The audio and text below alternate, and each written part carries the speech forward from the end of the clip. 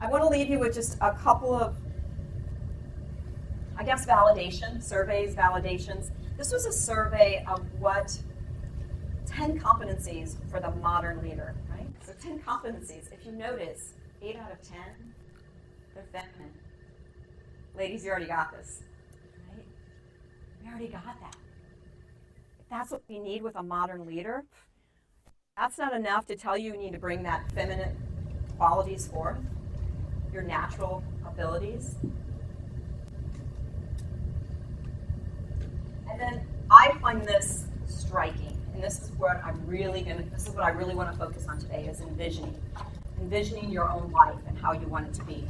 So this was a Harvard Business Review. It was done from a study, an in-seed inventory study on what made best global leaders.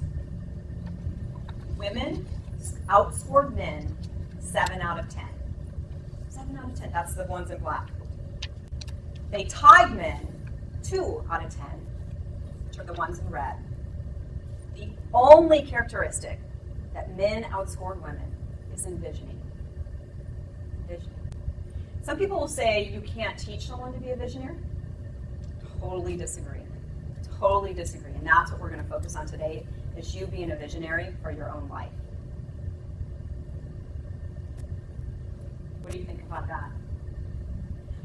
Because I think the reason we don't do it naturally and we leave it up to other people is because we have been focused too hard on continually proving ourselves competent instead of playing big.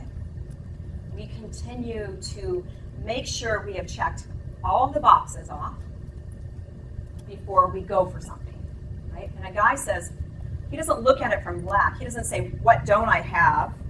A guy says, I got 60% of this. I'm in. I'm going for it. A woman goes, oh, I don't have enough experience there. I really need to do this first. I say, because that's what I learned to do really naturally.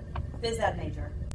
Okay, by the time I was 34 years old, after taking 5 years off to stay at home with my kids, I was managing $1 billion a year account for Cisco. Phys ed major, right? If you looked at my credentials, they'd be like, she doesn't have what it takes.